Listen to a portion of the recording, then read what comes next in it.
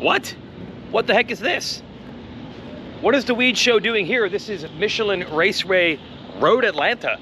This is not Monster Energy AMA Supercross coming to you from Foxborough or Foxboro. I don't know which way to spell it. There's two different ways, B-O-R-O or O-U-G-H. Or is it really the Boston Supercross? Half the people confuse it when we had the New Jersey Supercross. Bottom line is this. I am working at a road race this weekend. MotoAmerica series begins in earnest after a couple of classes raced at Daytona, combining with Daytona Bike Week. And they had the Superbike class race at MotoGP at Circuit of the Americas. But all the classes are here. And so is this chain on this lock, which means I might not be able to get out of the racetrack. I mean, seriously? 5:43? And I now can't get up there and get across the track? It's gonna be a problem. We'll be right back when I figure out how to solve this riddle, and then we'll talk some Supercross. Hate being the guy that has to jump fences at the racetrack. I got a credential, I got a shirt, I get it all. But I had to jump the fence. This is really cool. First of all, this tower is massive, it's 5 stories. Really nice press room and announcer's booth, but I'm actually the pit reporter at these races. I'll work on this side, which I'll show you in a second. But let's talk Supercross here on the Weege Show. No thanks to the people who put the padlock on that gate, but big thanks to the folks at Honda and the all-new CRF250R. You know it's lighter, faster, stronger, better than ever for 2022, and it is being proven because championships are potentially going to be wrapped up this weekend. If you look at the math, it would be very difficult for Jett Lawrence to not win the title this weekend. And it's really hard to cover Jett Lawrence, to be honest. Obviously super popular, super hyped. I hate when people use this term. It has this it factor. I don't know why it is. To me, in sports, everyone should be really judged the same, which is just their results on the racetrack. And if you want to say he's a good dude or not, that's fine. But some riders, for some reason, they do. They just draw more attention than others. Ken Roczen, when he was young, and he's coming through the ranks, was just like this. The guys he was battling with, you know, when you had Ken Roczen in the 250 Nationals, for example, and Blake Baggett was there, he's battling Blake Baggett. Was there any doubt who was more popular or who was a bigger star? Why is that? Why does that happen? Same thing, Jett Lawrence just has that thing going for him. And that's what makes it hard to cover, because if we cover him too much, we give him too much credit, we give him too much love, then people are like, oh my gosh, you guys are just all over Jett. You're just talking about Jett all the time. But at the same time, if he's having this kind of success and winning races, you kind of have to talk about him having success and winning races. So are you being realistic with your reporting, or are you giving someone too much credit? It's really hard to judge that. It's nice when Jett checks off boxes that he's supposed to, as far as races he's supposed to win and titles he's supposed to get. Because then we could just say, look, we are not covering Jett Lawrence because we're biased Jett Lawrence fans. We're not covering Jett Lawrence because he's got the it factor. We're just covering Jett Lawrence because potentially on Saturday night we're saying he just won last year's 250 motocross title, and he's the first rider to grab a 250 Supercross title this year. That's no joke. So we'll see if we can get that done. It's unfortunate that we didn't really have a challenge for him today, because, or this year, because a lot of riders got hurt. Cameron McAdoo was second in points, got hurt. Austin Faulkner got hurt, never really got to see what he had, et cetera, in that class. Jeremy Martin. It's kind of been a theme at Supercross this year where the points aren't as close as we would like them to be. But honestly, when a rider is like Jett, when people are already saying that this is going to be the next guy, you know, 3 or 4 years down the road is going to be an absolute superstar of the sport, I always say you need to have a segment of your career that's just boring. They're just boring wins. And we've seen it from the greats. We knew at times Ricky Carmichael was going to win a race, no doubt, and James Stewart, and my gosh, Jeremy McGrath for a long time. You need to get into that boring stage. And I'll tell you this story. I remember being at the Unadilla National way back in, this would have been 2001. And we had a great championship battle brewing in the 125 class between my guy Grant Langston and Travis Pastrana, remember him? And I mean, it was always up and down. There was drama every week. And then finally at that race at Unadilla, Travis looked like he was gonna go to an easy 1-1, and I'm like, this is just the way it needs to be sometimes. If you're gonna be the next superstar and you're in the support class, you need to just have some boring races where you just run away from people and just click off 1-1s.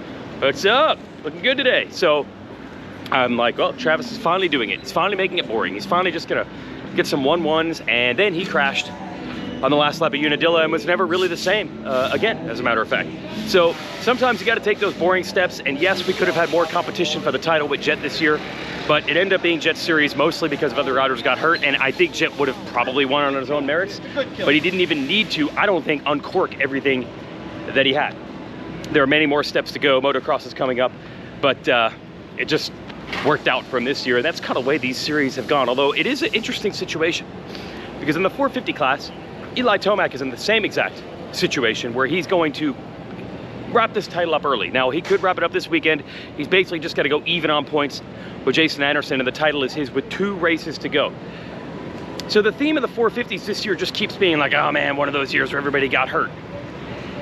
Yes and no, because Anderson's still out there, and Malcolm Stewart's still out there, and Cooper Webb is now back, and Chase Sexton is still going fast. Marvin Musquin won a race 2 weeks ago. Justin Barcia's still out there. There's still guys that can win races. It's been a really odd year for the 450 class. I feel like everybody blew it as far as points and gave Tomac a huge points lead, and Tomac has been the best guy. There's absolutely no doubt about it, any way you want to slice it. But to have the 3-race lead in points, a lot of that came from riders making mistakes. But as far as the injuries, we have seen worse years. I promise you, we've had years where you're getting down to the final 3 or 4 races of the series, and there is no doubt who is going to win. Do we know for sure that Tomac's definitely going to win on Saturday night? No, he didn't win the last race, he didn't win the race before that. So it's still actually pretty exciting, I feel, in the 450 class. But you don't want to take anything away from what Jett and Eli have been able to do.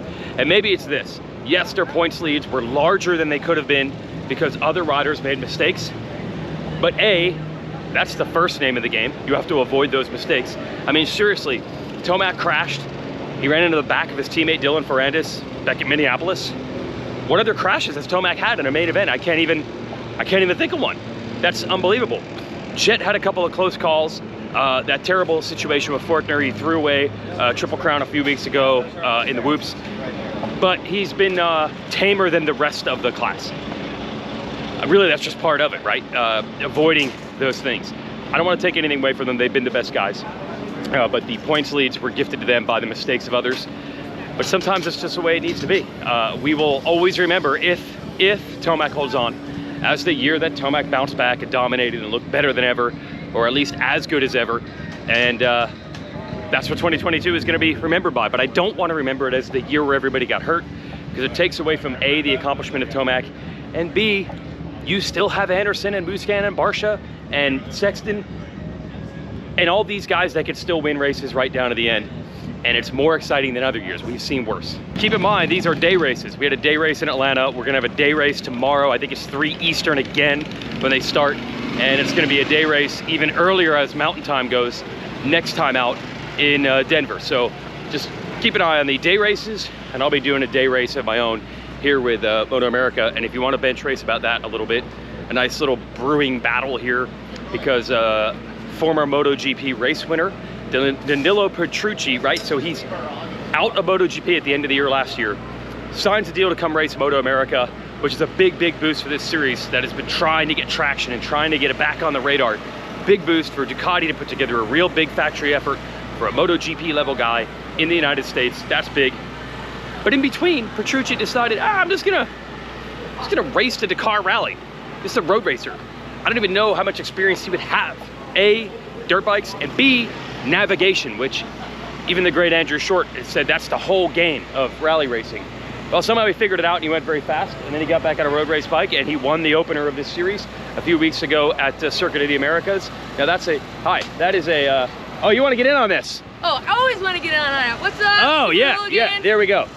All right, all right, so you're pumped, Give it to me. Oh yeah, I'm stoked. Okay. I just got off the track. Okay, so that helps with the adrenaline. Oh, for sure, Yeah. my adrenaline's still up, yeah. Okay, So are you not normally like this? Oh, I'm always a little bit amped Okay, up, if all I'm right, being but a little more. honest. All right, okay. But I just got on my bike, and I'm super stoked to be out here. I just dropped 2 more seconds. Yeah. I bumped up 1 more position in line, so my qualifying went well. And we're getting a new set of sprockets, so new gearing for tomorrow, Okay. so we're gonna go even faster. All right. So yeah, I'm pretty stoked with how we're doing so far. Okay. So my buddy Rennie better look out, my teammates better look out. Feel like a pro, she's racing. These guys are Okay. my buddies from home, and brought awesome. them out with a bunch of Ducatis. So Oh, you're in the hooligans class, We're right? in the super hooligans. Okay, now isn't it like a super motard bike deep So down on its core? Ours is like a supermoto Yeah, bike, and yeah. so I didn't know how to ride it, like whether to ride it, flat track style, or road race style. Okay. So I was all crossed up for a while on it. It takes a bit to get used to, but it's a blast of a bike to ride. Like, you can throw it around pretty good, and it handles the bumps better than well, the it bike should, I'm yes. used to riding, It's a good point. so. It's a good point. Yeah, so I'm having a blast on the thing. Okay. But I'm also new on the bike, so like we're figuring out everything, you know? You're 2 seconds each time you go out there. 2 seconds each time, man. I'll be in the front of the pack pretty soon here.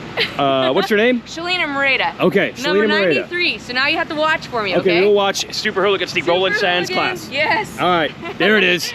Roland Sands Thank design. you. Thank you, no problem. Yeah, good move. 15 seconds of fame. Yeah, 15 seconds of fame. There we go. Getting my 15 seconds of fame. Yeah, I know they're mad that she's taking too much time, but duty calls.